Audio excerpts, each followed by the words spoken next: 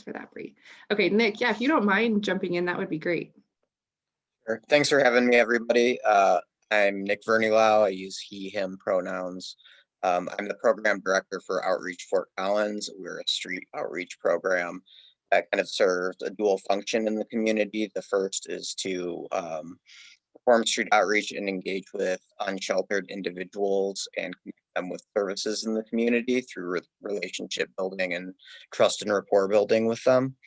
And the second is to respond to disruptive behaviors centered around behavioral health that aren't illegal or medical emergencies in nature, that are fielded through community members that are observing them. So we're basically a team that goes around and tries to address behaviors and de-escalate them so that law enforcement or emergency healthcare doesn't need to be involved, and we can circumvent that and redirect those folks into appropriate services.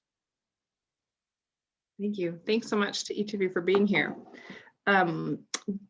Is there an order in which you feel like it makes sense to present? Does it matter? No? It does not matter to me. Okay. Nope. Okay. You want to pick out of a hat? Yeah. We'll go with David since he chimed in, if that's okay. I knew that would happen. Bummer. No, I'm kidding. That's fine. And Taylor is really bad timing, unfortunate timing with just some things going on right now. So oh, there she is. Yeah. I was going to apologize on your behalf. It's not her fault. Obviously it's COVID's fault. So yeah, thank you for having me. I'm, as I mentioned, I'm David Root. I'm the executive director at Homeward Alliance, formerly known as Homeless Gear. I don't know if folks have been around in the community for a while, might have heard of us by that name. Yeah, as MJ just said, as they just said in the chat, COVID test results from shelter came back 12 minutes ago. So just before the class, we got the results of the weekly tests from the Blue Spruce temporary shelter, and that will often create a flurry of activity for obvious reasons. So I was planning to talk about a little bit about the history of Homeward Alliance, first Homeless Gear, kind of how we began the process of engaging with various stakeholders and launching programs, and then ultimately expanding into what we do today. But I also thought I would highlight some sort of some breakdowns that we've seen occur over the year in community engagement that have led to some really unfortunate consequences for people experiencing homelessness in our community. So that's kind of the plan of what I'm going to talk about, and I'll try to be as brief as possible. So Homeless Gear was founded back in May 2008 by a man named Ken John. That's two first names, Ken John. He was a retired business owner, but he retired young. And when he was in sporting goods manufacturing, that was his thing. And so he wanted to figure out a way to. I think he was trying to figure out a way to use the skills he had learned in developing that business to help people experiencing homelessness for whatever reason. That was a passion area for him, and he decided after basically what he did was he went out and he talked to a lot of agencies that were serving people experiencing homelessness in the area. He conducted sort of informal outreach on his own. He really did a pretty comprehensive community assessment without calling it that or realizing that's necessarily what he was doing. It was more organic. And in a very grassroots way, he founded Homeless Gear with this mission to collect and distribute outdoor gear to people experiencing homelessness. The connection to his sort of sporting goods manufacturing being that he thought, maybe there was a way to manufacture gear. I think that was the original thing that maybe was in his mind, the connection. It didn't end up being that way. It ended up being that we collect and distribute gear to people experiencing homelessness, but that's the connection. And so what ended up happening, the story of Homeless Gear is really the Homeless Gear to Homeward Alliance is really a story of an organization that started with a really narrow mission, but under primarily Ken and dozens, if not hundreds, of volunteers over those first few years. What they did was they built an extremely strong reputation among the community of people experiencing homelessness by literally going out onto the streets and engaging every day with people who were homeless. They built a strong reputation with agencies that were serving people experiencing homelessness, because agencies started to see them as an asset to the entire system, that they were filling a much needed gap, and that was helping people meet their basic needs in a nutshell, so that other agencies could then focus on the things that maybe their mission was more aligned with. So it's sort of organically grew into an organization that was on the precipice of being able to do a variety of things, because of the reputation with all of the different stakeholders. Another major advantage that I think is of note is that Homeless Gear was volunteer driven from day one, and the director had the luxury, because he was retired business owner, of not getting paid, and that was a very significant factor in Homeless Gear's development, because it allowed us to launch programs without having money, in a nutshell, and see if those programs worked and then get money for them. And that is very different than having to develop a program concept, go out and seek funding for it, and then build out the program, which we do plenty of now. But as an organization starting out, we didn't have the capacity to do that. So the luxury of having this volunteer was just enormous. And so over the next several years, and I came on the staff in 2012. I originally was hired to run the organization's new street outreach program. So we don't do street outreach anymore. That's Nick's team, OFC Outreach Fort Collins, is the outreach provider. But we had a volunteer run outreach program, and I came on to run that. And I did a lot of street outreach myself. Probably hundreds of shifts over the course of several years. And really got to know the population of people we were serving well, and got to know the agencies well, just like the agency had, sort of leveraging this agency's connections to build even more. And we hit a crossroads at, I would say, in about 2013, where we realized there are a lot more gaps in this community than just helping people meet their basic needs. And there aren't a lot of agencies that are stepping forward to fill these gaps. We are in a position to do that. And I think that sort of singular realization set off a series of sort of programmatic expansions, absorbing other organizations, and in a nutshell has led us to where we are today. Everything that we have done is based on kind of this original premise of figuring out what the need is, or reaching out to all of the stakeholders involved, the people who are experiencing homelessness themselves, the agencies serving them, the funders, the volunteers, all of the stakeholders that intersect with this issue, getting to know the problem, doing research to determine what solutions are already out there, we're working with our community partners to design programs that are sort of best practice, but also catered to the community, the needs of our specific community, and then launching them. And so today, Homeward Alliance is an organization with, I think we have 16 programs now, but what constitutes a program is a little iffy. So in a nutshell, we do a few different things. We have, we still have a basic needs sort of component of what we do. We still collect and distribute gear and other basic needs, and then just help people survive.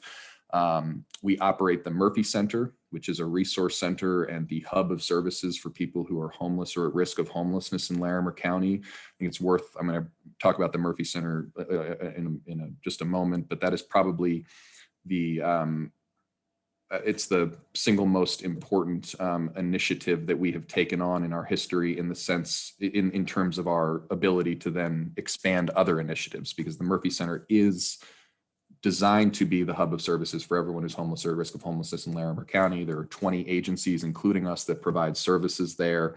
And so we as operator are both responsible for making sure that there is a continuity of service provision among all of the agencies in the building, that all of the individuals who access the building, about 3,000 people a year, are connected to the appropriate services.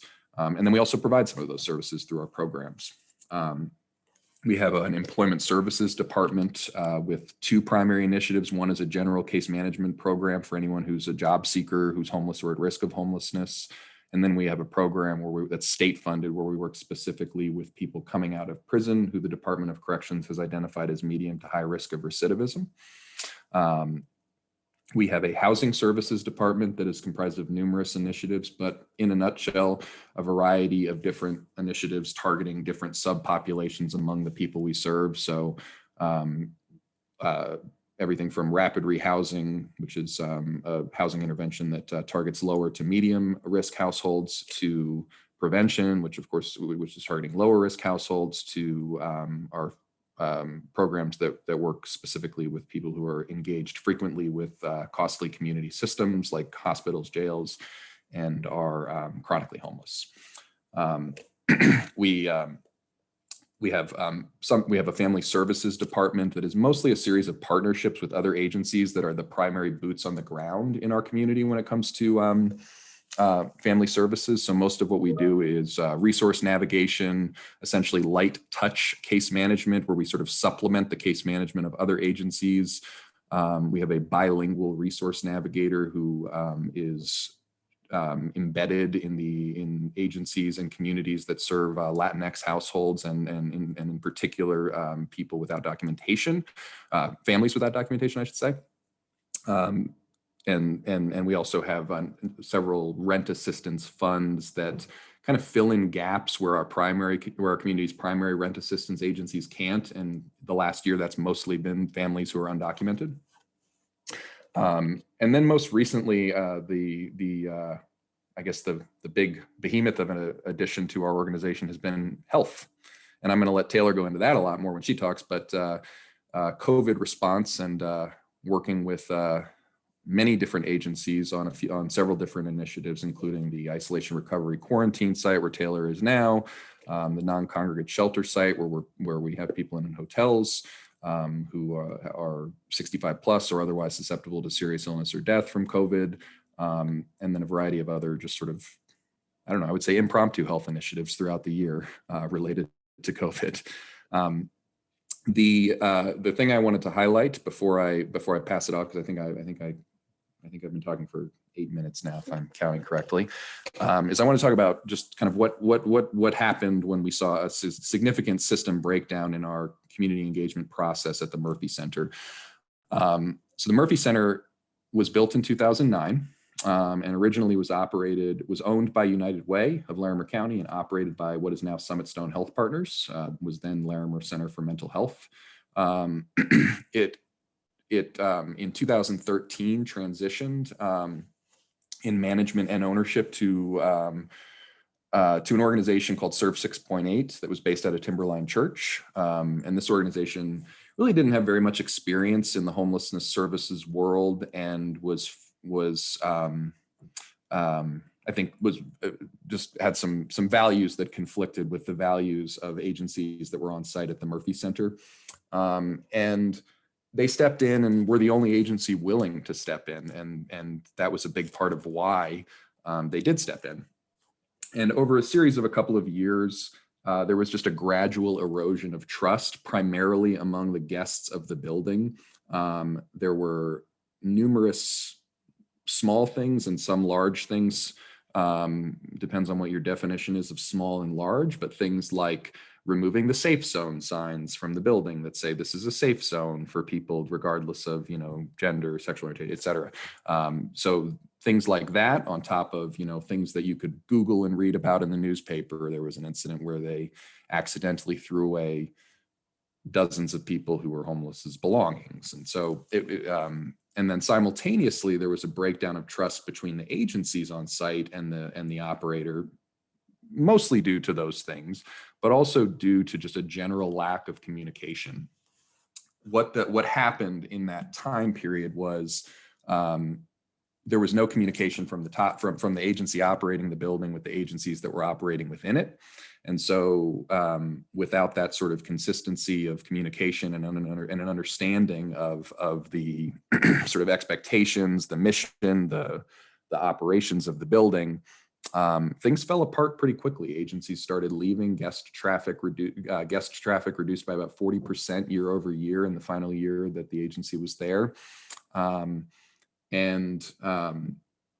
Yeah, I'll stop talking about this because it did have a good ending in that the agency just decided, okay, this is not for us. Clearly, we're going to pass this along to somebody else. That agency has since found other things that they do actually quite well and are still an agency.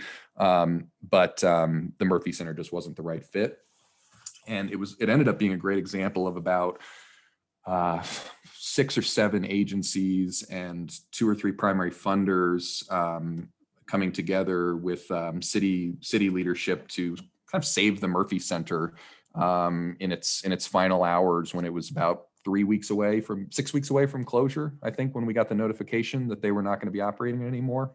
And we were able to transfer operations and to Homeward Alliance, and for the first year, a collaborative of 4 agencies that still exists in more of an oversight role, without closing the building for even a day. And so, yeah, that's my story of what can go wrong and how we fixed it, but also the story of just kind of where Homeward Alliance is today. So I hope that was helpful. Yeah, thank you very much, David. And I think what we'll do maybe is have each of our speakers go ahead, and then we'll save our questions to the end if that works for folks. Taylor, do you want to kind of go next, because you're sort of tied to Homeward Alliance? Does that make sense maybe?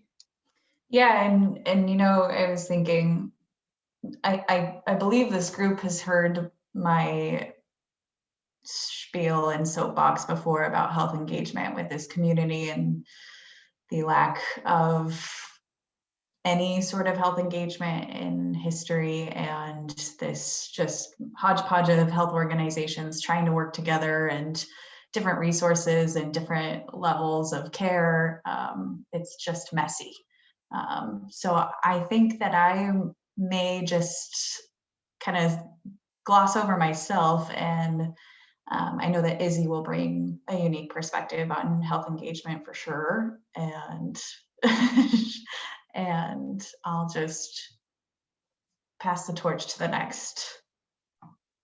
Okay, yeah, that sounds great. And then you can jump in for some Q&A when that makes sense. Yeah. All right, Izzy, you're up again. Perfect. I'm not going to be anywhere near as eloquent as the other folks on this call, so I'm just going to own that right out of the gate. So at NCHN, my primary focus of folks that I serve are actually people who use drugs. And 60% of those folks are unhoused or at risk of being unhoused. So that's kind of the population that I work with. To give kind of an overview, we would not exist if it weren't for community collaboration. Giving syringes to people who use drugs to make sure that we're minimizing hepatitis C and HIV transmissions. It's kind of a taboo subject. And, in Fort Collins, we really view substance use as a moral issue, even though everyone usually likes to drink a lot of beer in Fort Collins. Heroin and meth are pretty frowned upon. And so without community collaboration, I would not exist. I collaborate with folks on this call. So we call Nick a lot if there's some disruptive folks that we just don't want law enforcement to engage with. We know that Nick and his team were really fantastic at de-escalating folks. We work with David to make sure that our folks' needs are being met. We go every Thursday we used to go every third Thursday to do HIV and hepatitis C and STI testing and naloxone distribution. And MJ is an absolute champion for advocating for people who use substances in Larimer County. So that's just kind of an overview of really good examples of community collaboration. A pretty significant one that we need to utilize is engagement with our Board of Health. There for a while, legislation was written to where the Board of Health had to approve syringe access programs. And so we worked really closely with them. We did quarterly reporting, annual updates on our services. And though legislation has changed, that relationship has not, because we know how significant their buy-in and advocacy for our program is. I'm going to talk a little bit about pre-COVID and then post-COVID. I'm sure that happens a lot in your class, so I'm sorry. It's a real hot topic. So pre-COVID, I was so fortunate to be able to speak with people one-on-one who were using substances. Our syringe access is an anonymous program, and it's really amazing how much you can learn about someone when you don't know the basics of even their name. And we would really make sure that we were holding space to talk about, wound care. Is their substance use manageable? We would broker a lot of treatment referrals, mental health referrals. And so that was a really cool space that we were able to create with folks. So that's really how we used to engage with folks who had lived experience. Post-COVID, during COVID, I wish it was post, we're in a tent in our parking lot and handing out syringes outside of a tent, which is really something else, because, our folks, I see MJ laughing, it's so painful, it's something else. Our folks are really concerned about their confidentiality and their anonymity. So operating out of a tent is not an ideal situation. And, we care about them. We want to talk with them. We want to get their feedback on what they need during this time, but we know they need like a very transactional service to where they show up, they get what they need and they leave so they can stay safe. So we're exploring the idea of doing, I don't like the phrasing, but a drug users union, which would be really cool, which really gives people a voice. With harm reduction, a big concept is nothing about us without us. And so we want to be sure that our folks have a voice at the table and we're not jeopardizing their safety while they engage in services to give them that voice. We used to do a lot of health and education classes. So we would do wound care, how to safely mix substances, how to safely inject, because that's a whole myriad of things. And unfortunately, I can't do that right now beyond here's a pamphlet so you can kind of know where your veins are. Here's how to properly cook your substance down so you're not getting any contaminants or foreign entities so you don't have to go to the hospital with an abscess. So we're finding some really interesting workarounds with that. I wrote notes so I could try to stay on track, so I apologize. I'm going to be looking down every so often. A lot of what we do is very focused on people who use drugs, and also sexual health. And so partnerships with the health department have allowed us to expand our testing services to include STIs. Up until 2019, we weren't able to offer testing for chlamydia and gonorrhea, which is pretty significant because that co-occurs a lot. So Kate Whitman at the health department, she was a champion and she made sure that we were able to expand our services. A lot of our folks have some distrust in healthcare, simply because of the stigma that they have experienced because they are a person who used drugs. And so a wonderful physician kind of approached us and was like, hey, there's got to be more than 80 people who are using heroin in Fort Collins. I know we're not seeing everyone walk through our doors. You have 1,000 participants in your program. What are we missing? And essentially they were like, let us use your space. You have a trusted space. Let's do referrals and let's get people enrolled into Suboxone, which is a medication assisted treatment that helps people who are using opiates. And so now we are running a treatment clinic every Wednesday night. In 2 hours, they're running through about 40 to 50 people, which is incredible. We have 4 residents who rotate with multiple attendings who just make sure that they're getting people's needs met. And with that program, we've served roughly over 350 people. And and then lots of referrals to primary health care because they're actually seeing that physicians care. And that they're approaching them with harm reduction and hey, if you stop using one substance, that's a success. So that's a really cool model of collaboration and how that has worked for folks with substances. Am I doing okay on time, Chrissy? Okay, cool.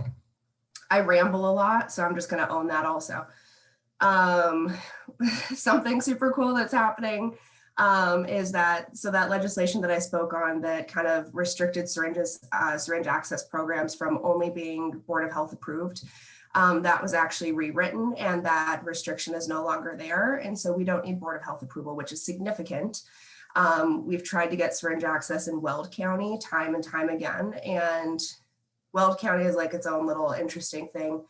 They don't actually have a Board of Health, they have county commissioners, and the county commissioners just said, like, substance use doesn't happen in our community, and if it does, like, the jail is dealing with it, and the jail's not happy about that either. So now that we don't need their approval, we're doing a lot of stakeholder engagement, which has been a really interesting thing to see, you know, who cares about people who use drugs and who cares if they're, I just lost my train of thought because I got a question, I'm sorry. I'll catch that in a minute up here. So we're doing stakeholder engagement. So we're working with law enforcement. We're working with agencies of people who work with unhoused folks. We're working with treatment entities. We're really just trying to make sure that we're covering our bases as far as making sure that people, you know, aren't as upset as they would be if the syringe access just started operating in Weld County. That's about it. I could go on for days about our program. I think it's really cool and I love it. But I think I'll stop talking, so I stop rambling. First off, you weren't rambling. You're no less concise or well put than David was. I'm just going to put that in space. So thank you very much for sharing that. I think there's probably a lot of follow-up questions, so we're excited, you know, to hear a little bit more. I'll go ahead and turn it over then, Nick, to you, if you don't mind sharing out a little bit, and then we can engage in some conversation. No problem. Again, thank you guys for having me. A lot of the work that we do at Outreach Fort Collins is an extension of the work that is done at Homeward Alliance and the Murphy Center through Northern Colorado Health Alliance.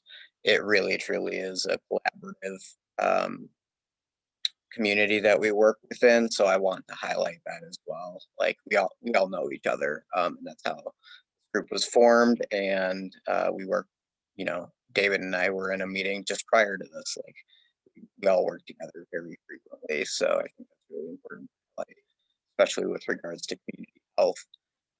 As far as Outreach Fort Collins goes, our job is to work with, well, I guess I'll give some histories. So we were founded in 2016 as a result of kind of a diverse group of stakeholders coming together and identifying that there was a problem in our community. That problem somewhat originated from business owners in downtown having incidents with homeless individuals, people experiencing behavioral health crises, people using substances, or just general dissatisfaction with homeless populations in and around their businesses that were disrupting the quality of life of their customers and staff.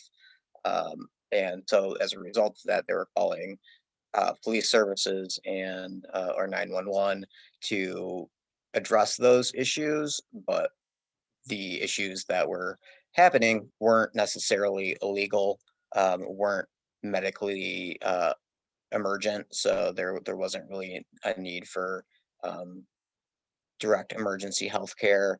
And so a lot of community resources were being targeted towards the homeless population specifically, that there were not great results. There weren't positive outcomes. People weren't decreasing those behaviors at all. And ultimately, these are a core group of people that generally were pretty service resistant, and also pretty adversarial towards law enforcement, towards the staff and business owners. And that's usually due to power dynamics and trauma with regards to engaging with folks. So as a result of that, the business community, so the Downtown Development Authority, the City of Fort Collins Police Services, UC Health, Homeward Alliance, and basically a lot of different stakeholders came together and said, what is the gap? How can we address this issue and prevent law enforcement from going out and having to respond to these and then not having any outcomes? So the result of that was Outreach Fort Collins being formed, and our team is dedicated to serving two functions, as I mentioned before. The first is to responsively react and respond to calls from the community. So specifically the business community and residential community around disruptive behaviors that they're observing that are not illegal. So that could be someone talking to themselves, someone that's publicly intoxicated, someone that's aggressively panhandling, cussing, just really affecting the quality of life of people in Fort Collins. Our team goes out, engages with those individuals who frequently are experiencing homelessness or are in the need of some type of community service, and try and de-escalate those upon arrival, and over time build relationships with them and develop rapport to get them engaged into longer term higher barrier services. So that's the second component of what we do, is really service coordination and collaboration with our community partners. The vast majority of our contacts that we make, over 90% of the contacts we make, are proactive, meaning they're not responding to a behavior or a call. It's our team going out there on the street, literally meeting people where they're at that are experiencing homelessness and trying to get them to engage in services. Sometimes that can take one interaction and we're able to do a referral to a program. There are other times where it's taken hundreds. And so our goal is to be consistent, to communicate and to inform people of what their options are, and then help them in that process and help them to navigate those different services. And ultimately goals of long-term behavioral health care, housing, employment, things like that are at the core of what we do. In 2021, we expanded from the downtown core into the North Fort Collins Business Association area. And so that includes areas with a lot of different service providers, including the temporary winter shelter at Blue Spruce, Murphy Center, the Health District, a lot of businesses in the area. We expanded up into north to where the King Supers is, and also have kind of a island targeted area around the Walmart and Home Depot. And that is a reflection of police and community paramedic data of where they're getting calls for these types of behaviors that are, again, not illegal and not medically emergent, but do require some response. We partner with these different stakeholder groups, and I think that's a bit of a unique situation in that we partner with law enforcement. We partner with UC Health community paramedics. We partner with the city of Fort Collins and the Downtown Development Authority, and really consider them to be equal stakeholders in our program. Our ultimate goal is to make our community safer and more welcoming for everybody, regardless of what their background is. And so we have to balance those business concerns, city concerns, the law enforcement concerns with those of our clients, and do a job of both advocating for the homeless population and the services that they need, but also recognizing that there are community impacts, and trying to mitigate those, and identify gaps in services within the community, and work with our partners to reduce those negative or disruptive behaviors, and ultimately provide people with options to escape their homelessness, to address their trauma, to get connected with the appropriate services, so that they're not out on the street causing the behaviors anymore and affecting the businesses. So that's a general overview of what we do. I think it's pretty unique in our role of, it's not a traditional street outreach program, and we have those variety of different stakeholder groups that we work with. But again, we wouldn't be successful in engaging people and informing them and connecting them if it wasn't for the other agencies in the community.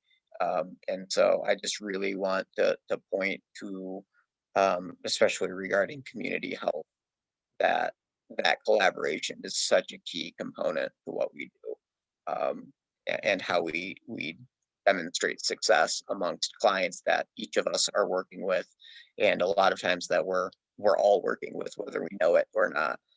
Um, I can touch on real quick, just kind of a little bit more of the public health side of things. Our team does hand out some basic need items. With COVID, it's been PPE, so masks, gloves, sanitizer.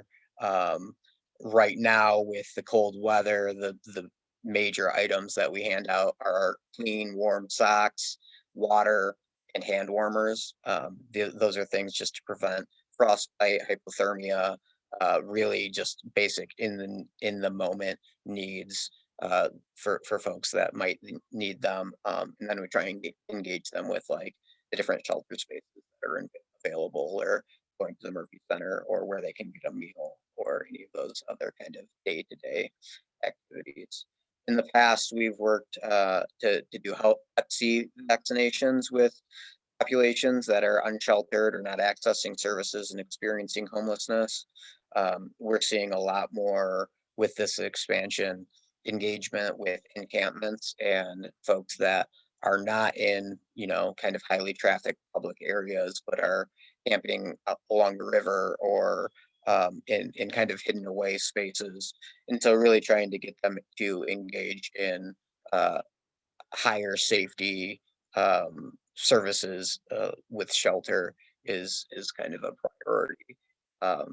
We recognize that they're not engaging with service providers, they're likely not engaging with appropriate healthcare either, and so that feeds into trying to decrease their access to emergency health services and get them connected with Medicaid, getting them connected with clinics and primary care physicians and service providers that, do a lot more health oriented work, so that we're decreasing those emergency costs and burden on the ERs right now, which, as everyone's aware of with COVID, have been really overburdened with folks that are coming in and needing to kind of navigate that the busyness within those groups, and get them redirected towards more appropriate services.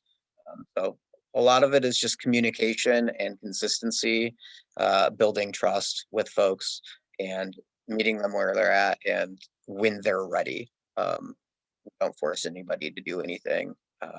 All options based, and what you see from that is more engagement. And when people do engage, they're more willing to engage because they feel like it's their choice and not something that they're being pushed into.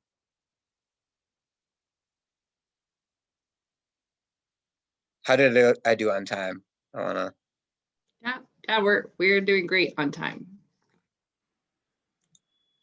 It's a competition between all of us. We wanted to see who could be the most succinct.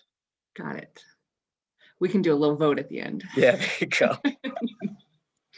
No, I'm kidding. We don't do that here. We support everybody in this space. All right. Well, again, we so appreciate, hearing a little bit from each of you. I'll kind of open it up to questions from anybody in the space. I have a couple as well. So I'll pause first and see if there's some initial questions from anybody in class.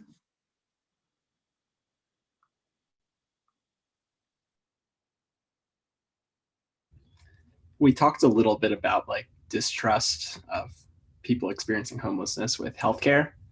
And I think, Nick, you mentioned you're going out to the street and like trying to enroll people in your services. And that could take one time or 100 times. What are some of the other like challenges for, say, other than just distrust? Resources and the window of opportunity to get people to access those resources, especially when it comes to behavioral health or substance use. a lot of times we'll come across somebody and they might be in crisis, or we might see them and they're in crisis every time that we see them, but they're not willing to access crisis services. And so there's kind of a statute of limitations for when we can report somebody as like being a danger to themselves or other, and based off of the language and the plan that they have for like suicidal ideation. And so a person may be using suicidal language, but they don't have a plan, or they don't have, it's like, I just don't want to live anymore. Statements like that that are generalized, but not saying I'm going to kill myself today.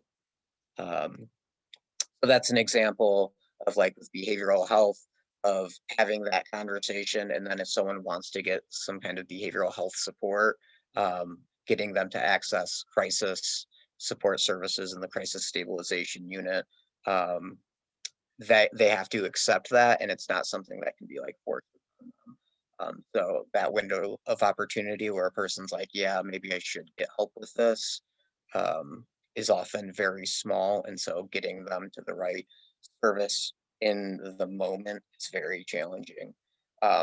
Furthermore, and I would say that extends even more so with just homeless services in general, is there's not a lot of buy-in from clients a lot of times when you talk to them about housing, because it can be such a long period of time depending on who the client is and what housing program that they might be trying to get into and what their needs are. And so when you talk to a client about housing and they say, yeah, I want housing now, I'm homeless now, what can you do for me today? When it comes to housing, there's really not much we can do other than offer shelter. That's not the same. And so I think a major gap that we're all working on with the homeless community here is access to affordable and appropriate housing with supportive services in the community. I think I can speak for everyone that's presenting that we support the Housing First model, which basically says that in order to address some of these other underlying concerns and past trauma, housing is essential to that and is the foundation for getting support for your behavioral health or your substance use. You don't have a home to stay in, you're not necessarily worrying about your substance use. You're not necessarily worrying about your mental health, because you're just trying to survive. And you're constantly, if you're homeless, reminded of your homelessness, and it's really, really hard to escape. And so oftentimes people use substances, or their mental health deteriorates because they're trying to cope with what their living environment is. And so we feel like if you can change their living environment, then that will grant them access and kind of help to for them to address some of those other issues that coincide with homelessness, or with what their needs are. Yeah, and I'll add a little bit to that too. I think that we're constantly operating in a reactionary space with people experiencing homelessness, where they are putting off care.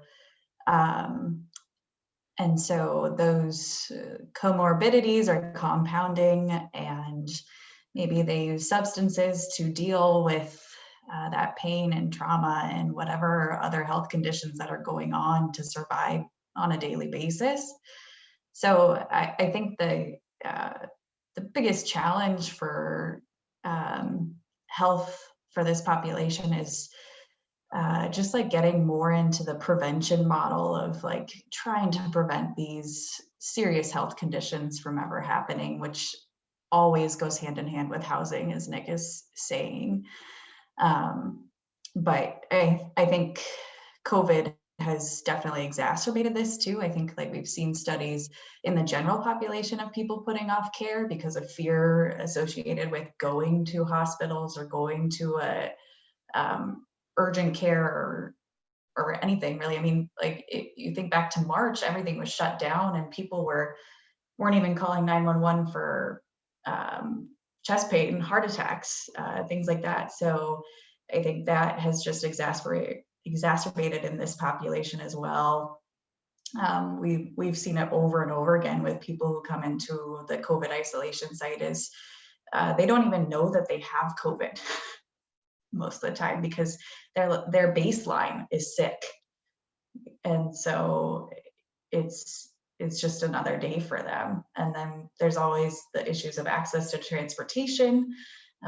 If they were to get sick on a weekend, there's nowhere for them to go for care besides the ER. There's, and then there's the distrust and discrimination on top of all of that too. Yeah, I think Taylor hit it right on the head, that the resources that are available are not set up for what people are experiencing day to day. And so then folks will access what is available, which would be our emergency system or our shelters or something to that effect, that they inevitably don't get what they signed up for. They don't receive the affirming, respectful care at an overnight shelter because they're surrounded by 50 people with competing interests that day, right? They run into the emergency department, the ED's like, you aren't having an emergency. You just, for example, with Taylor and I's week this week, you're not having an emergency. You just need a laxative. Like these are just your daily functions are not meant to be served at the emergency room. But if it's the middle of the night, you got nowhere else to go. That's where you're going to end up. So then the emergency room is like, why are you here? This isn't a space for you. So they get treated poorly there. And then they're no longer trusting of Banner or UC Health or any of our other care providers because they're accessing the wrong service by definition, but it's the only one that they have access to. And so we have to recognize the truths behind what people are presenting with. So I see Hannah dropped in here. What happens if you don't hold the same beliefs? Well, the ED is holding the belief that they're there to help people who are in severe crisis. They have had a stroke, a seizure, or a heart attack, or whatever that is, not someone who needs just a daily basic need met. And so that's a competing interest, right? And in Nick's case, he's got to collaborate with police because without the outreach team, it would just be police. So you have to recognize where the commonality is with your community partners and figure out how to get the best solution for the most marginalized and to never really lose sight of who is at the bottom of the barrel. And so how do we kind of weave in a narrative or tease in a narrative in some cases that gets us to the same outcome, but using a different modality. Yeah, I would just add to the question about navigating partnerships that don't have the same beliefs and values.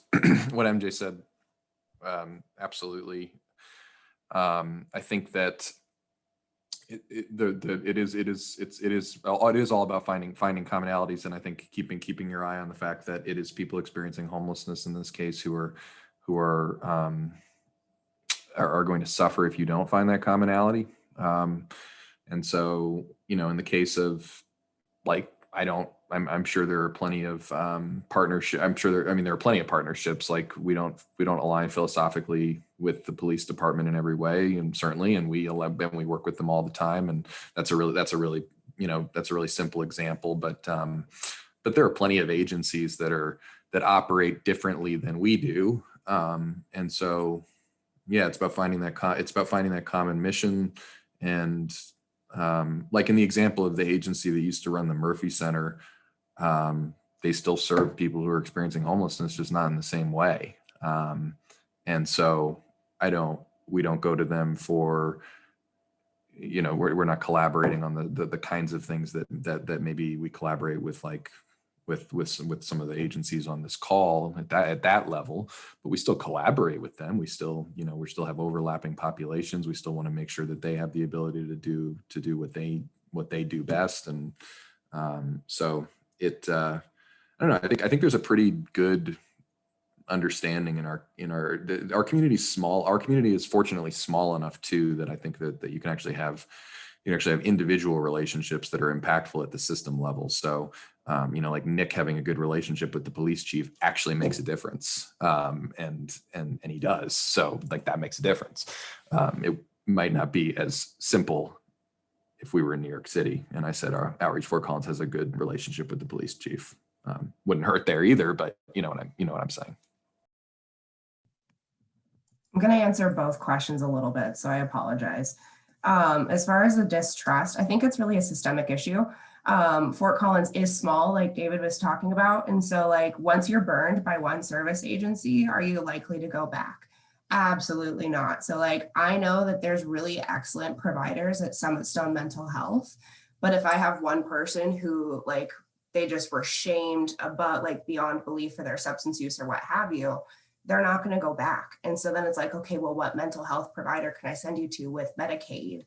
And like, obviously there's other options, but Summit Stone is the big one, right? So I think it is a systemic issue. And I think a lot of the folks who are in those systems are experiencing compassion fatigue, what MJ was saying. I had one individual who kept going to the hospital with, like, she just had scabs and scabs and scabs. And they're like, well, you know, if you stopped using meth, like those would go away. That's really your problem, is the meth. Turns out she had had scabies for 3 years and no one actually looked deeper than like the surface of her meth use to actually treat her. And so I think that that's really significant. The compassion fatigue is there, and it's real too, you know, because they're overburdening a system that wasn't meant to serve them in that capacity. So kind of a double-edged sword on that one. As far as interacting with other agencies, not a lot of people like me, and that's that's okay. So my strategy is to kill them with kindness, keep inviting them back, and plant seeds. Because the more transparent we are, the more open we are, the more that they kind of see how we are tending to, you know, people who use drugs and the wider community, it's going to be better received in the long run. So kill them with kindness. That's my big thing. Even if I don't want to, I have to.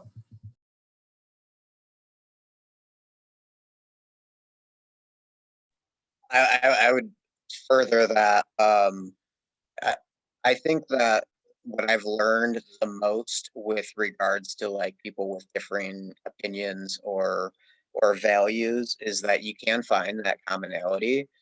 Initially with Outreach Fort Collins, I did not get along with Fort Collins Police Services because they had a law enforcement approach of being consequence driven, really like not understanding, like a lot of times saying that, you know, drug use or criminal behavior is the choice of the individual and they're making that choice and they're making an illegal choice. So therefore they should have like legal consequences from that. And so that was really hard for me to balance in trying to advocate that, like, no, it's not really their choice. A lot of times this is stemming from like early onset trauma or a lifetime of experiencing trauma without having access to the support services or networks that like each of us probably have and take for granted every day. Um, but I also knew I had to work with them, right? And so I had to circle back to like, okay, well, what is it that we both want? And both Outreach Fort Collins and Fort Collins Police Services want a healthy community that is safe. And so I use that as an opportunity to kind of redirect the conversation of, if you're having all of these issues with safety with the homeless population and drug use and worrying about finding needles or, you know, assaults or anything, you know, that are the kind of stereotype of the dangerous homeless person, you know, you'd be experiencing a lot less of that if they were housed, because then they'd be indoors and they wouldn't be outdoors causing these problems in the community. Like at the very least they would be indoors, and then if they had those problems, it would be contained within where they lived and not out in the community. And so that was kind of like a light bulb that went off that helped gain us support of getting people to to connect with services, because ultimately, like, the services we provide have a ripple effect of community safety across the board. And like anyone that you talk to, if you say, do you want the community to be safer? They're gonna say yes. Like no one's gonna be like, no, I want a less safe community. And so again, finding those like through lines and themes of things that everybody can get on board with um, helps to start that conversation. And then you kind of work with what those groups are and what their interests are and their expertise and use those as ways to kind of get to that endpoint of a safer community. And so for us with law enforcement, that was identifying who were the highest utilizers that were taking up the most time, or you know, getting the most phone calls but weren't getting ticketed or arrested, or were being ticketed for minor offenses like trespassing or littering or like you know, smoking downtown. And so we were able to work with police to get that information, which is public. Um, and then we found out, and within our first like year, we found out the person that was the highest ticketed offender in downtown Fort Collins, and we got him housed. And he hasn't gotten a ticket or an arrest since. Um, so that in and of itself was about $250,000 worth of community cost. That was just for that one individual for like a year's worth of time. And so, you know, that was, you have to think creatively and critically about what the outcomes of your partners are. And then once you realize what those are, it's a lot easier to work towards what those goals.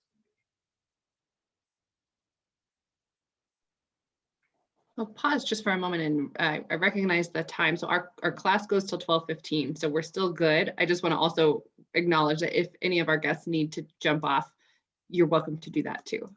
Looks like MJ, you gotta go. Sorry, squad. I appreciate all of you, and it was nice to see you virtually, and we'll talk soon.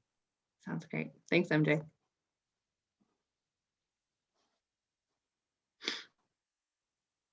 Other questions coming up for you all?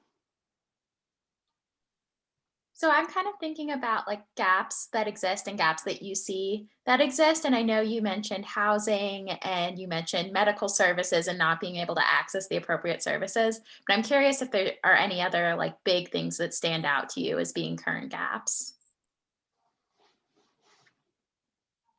Yeah, I think there are some specific subsets of populations that we don't really have any services for or many services for in our community. I think we have well, we don't have very much for youth experiencing homelessness. We don't really have much for our local LGBTQ population. We don't have robust services for I would say services for families experiencing homelessness are less coordinated and than services for individuals for a number of reasons. But that there is a big gap in family services when it comes to undocumented families and households. The Latinx community, as Nick just mentioned, is I think maybe the biggest underserved personally in our community. And I mean, for us, the opportunity, there's always opportunity there.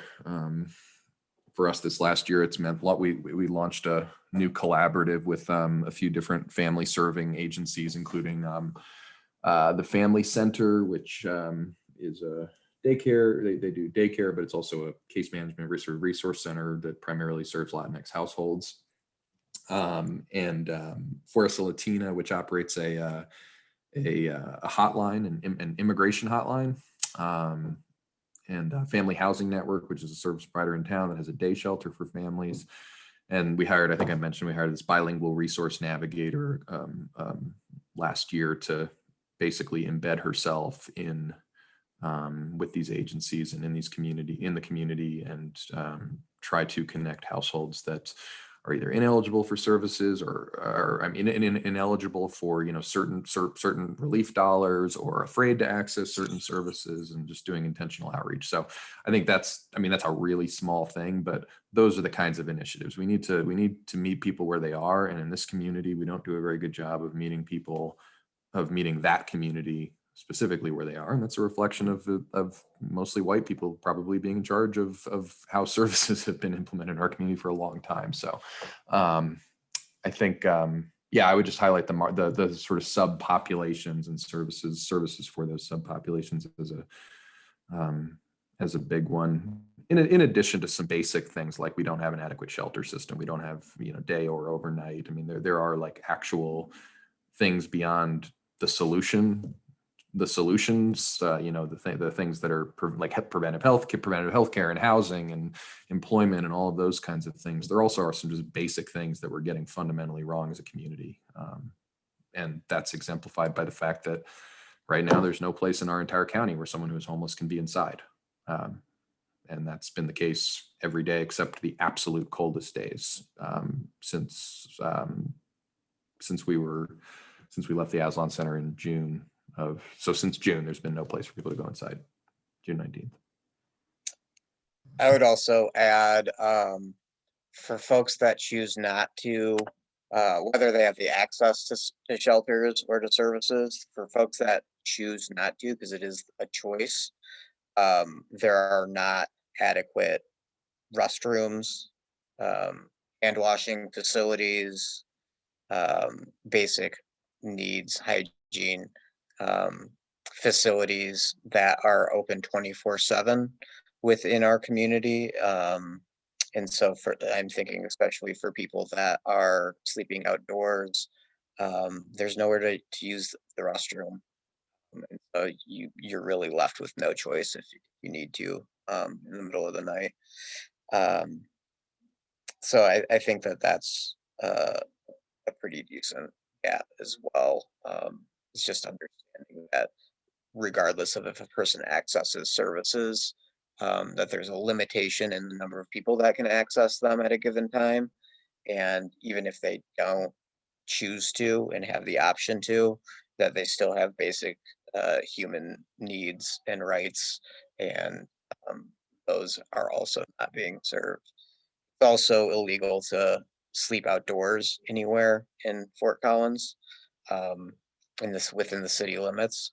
And so even if there are not shelter spaces available, people will get tickets for that.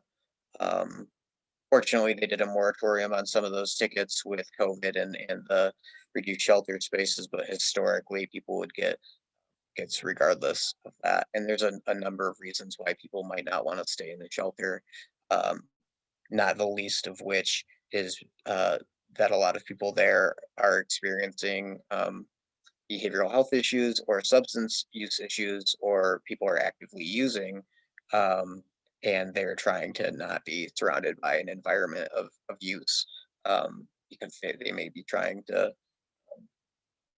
to eliminate their own drug use and not have that be part of people and peers that they're around. So I think that those are pretty significant gaps that we've identified as well. I would echo all of that. And I would also say, like, where the different subset of populations intersect, that's where we're missing a lot of it too. So like folks who are unhoused and they're experiencing domestic violence. Like, I know Crossroads is great, but they also have to be careful with their resources. And so it's really hard for me to actually get an unhoused person into services at Crossroads, because they're trying to say, like, okay, like, is it domestic violence? Are they looking for a warm place to sleep? So I think that's interesting, kind of based off of the comment, sorry, that someone said that he had no idea it was illegal to sleep outside. Fort Collins has kind of criminalized homelessness with a lot of their policies and legislation. And it's kind of problematic. I mean, it's more than kind of problematic. It is problematic. And so I think, like, a lot of advocacy on the policy, I know, kind of, sorry. I think, like, legislative, like, advocacy, I think that there needs to be a lot of work on that side of the policy work really kind of see the progress that we need to as far as creating services for folks. And to answer your question and the question in the chat, yes, it is. It's still illegal. They're still ticketing people. That was a pretty narrow ruling that involved. It was complicated by the fact that he worked at the shelter and was not allowed to stay at the shelter where he worked, and also that his was sort of. I'm just saying his was a narrow case, so it hasn't. I think the city is probably evaluating its options. I mean, eventually it's going to be declared unconstitutional because it is, and it has been declared unconstitutional in other communities, would be my assumption and expectation. But whether that's a month from now or 10 years from now, I don't really know, of course. And yeah, for the moment, and also that happened at the rest area, which is, I believe, unincorporated. Isn't that right, Nick? Yeah. Yeah. So it's not actually city limits; it's unincorporated Larimer County.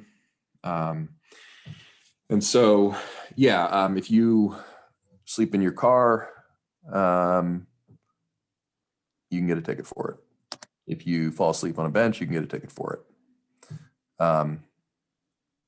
So it's they're pretty gross laws, and there's no question that they're targeting people experiencing homelessness, and there's also no question that they're selectively enforced. There's no way that I would get a ticket if I went to a park and fell asleep right now. I would bet my life on it. But, well, maybe I would, but I don't know. I don't, because maybe they wouldn't like me. They'd see the Homeward Alliance sweatshirt or something. No, I'm kidding. But there's selective enforcement because the law itself is clearly targeting people who are experiencing homelessness. So by definition, there's going to be selective enforcement, whether the officer is the greatest officer in the world or not. And there are plenty of officers who let this stuff slide, but that again speaks to the unfairness of it, because one officer lets it slide, another doesn't. That's the definition of selective enforcement. So it's tough. It's really tough. It's a tough reality to deal with. I don't think there are police officers who think that it's effective in terms of deterring, in terms of a deterrent.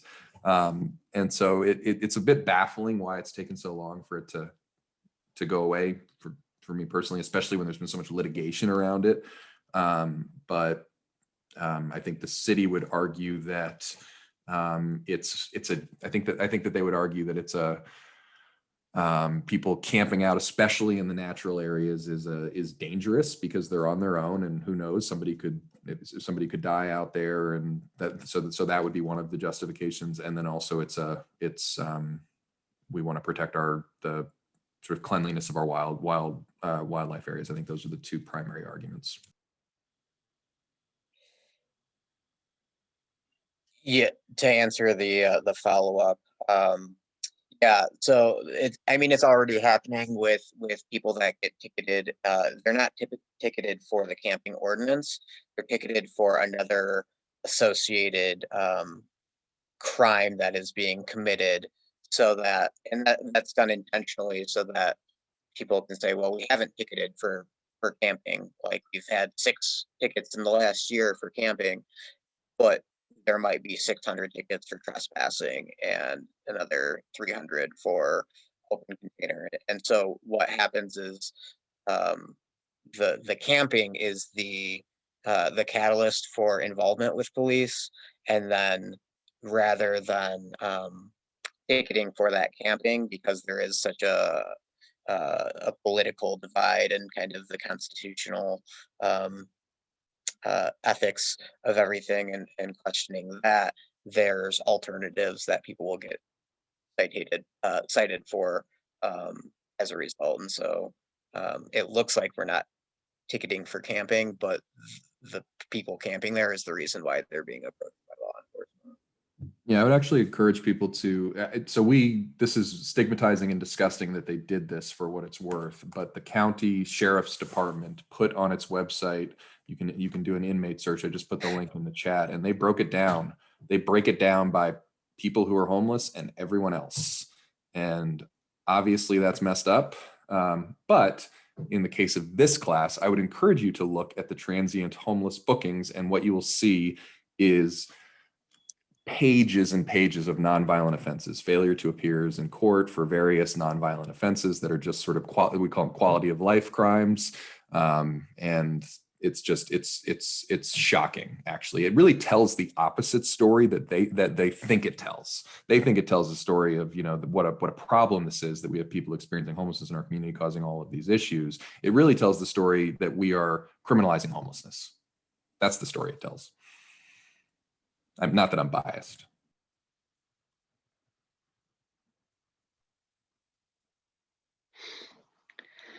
Well, I'm looking at the time, and I just want to reiterate our gratitude to each of you for spending this time with us. It has been really helpful, I think, in so many ways, illuminating some things for us. So I just want to share our appreciation for you. We may have some follow-up questions if you are open to that and reaching out, you know, via email or whatnot. We may invite you back at some point if that, you know, if you're willing to join us at some point. But like I said, we just so appreciate learning a little bit more about what you all are doing and hearing your thoughts and perspectives on what are some of the gaps, what are some of the opportunities, because I think that helps inform kind of, you know, how we're thinking about our work. So, so much appreciation to each of you. I can see the chat starting to blow up with additional appreciation. So thanks again, and then we'll be in touch. And students, I will see all of you on Tuesday. So thanks again to everybody, and we'll be in touch. Thanks, guys. Everybody. It was great.